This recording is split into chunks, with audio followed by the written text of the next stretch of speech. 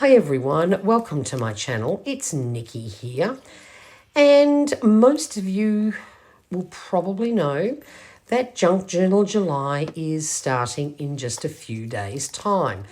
Meg Journals on Instagram and YouTube hosts this every year. She provides a list of prompts for you to use, and every year I say, I'm not doing Junk Journal July this year. I really don't have time. And every year, guess what? I end up doing it. So the other day I was at an op shop and I found this large European pillowcase. And the fabric squares that you can see down there are cut from this pillowcase. The minute I saw it, it cost me a whole $2 and I went, I know why I'm buying this. I'm going to do Junk Journal July.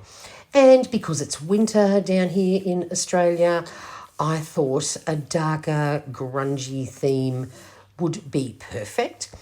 But the fabric alone, I went, look, I don't know if it's quite grungy enough. Let me have a little play with it and see what I can do. So the first thing I did was, as you just saw, grabbed a stencil. It's just lots of numbers and a few symbols, and I just used some brown paint. Learned something interesting though. I have never used a stencil on fabric before, and normally when you use a stencil you try and only use a very small amount of paint on your sponge, otherwise it tends to bleed through. But the first couple of stencil bits I did, I went, this is a bit pale. You need to be a little bit more generous with your paint, and it did not bleed at all. So not that it would matter for the look I'm going for. It could have bled all it liked and I would have been just fine with that.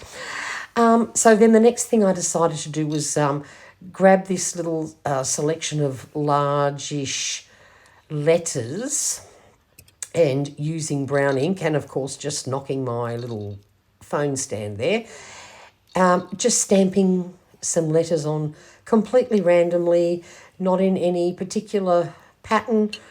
Didn't worry about directions either.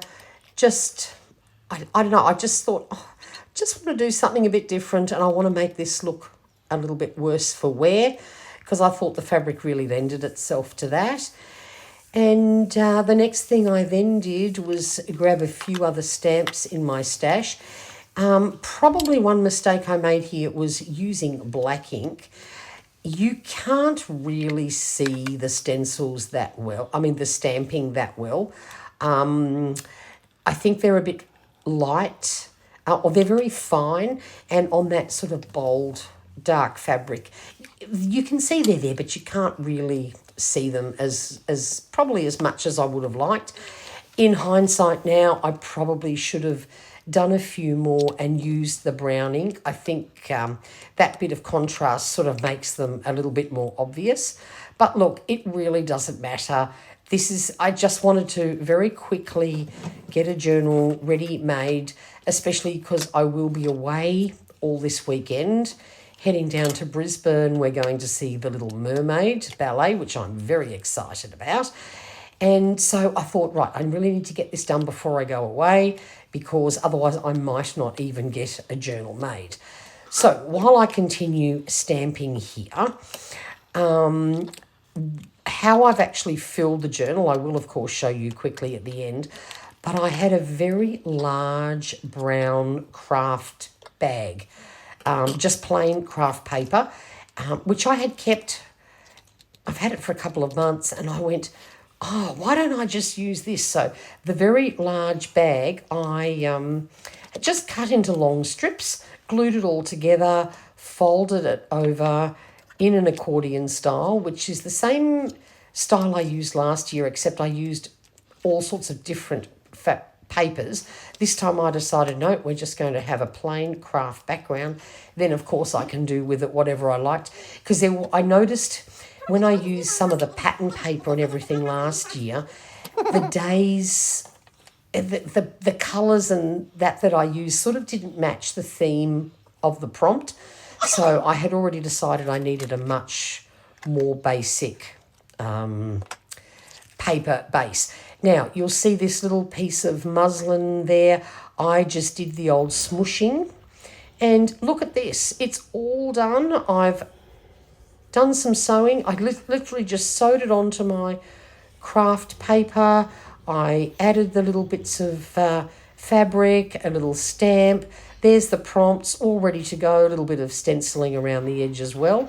And that's it. It's all done. It's a very simple, very straightforward, but it's a great base. So I hope you enjoyed this. If you are doing Junk Journal July, this is a really easy way if you haven't already made your journal.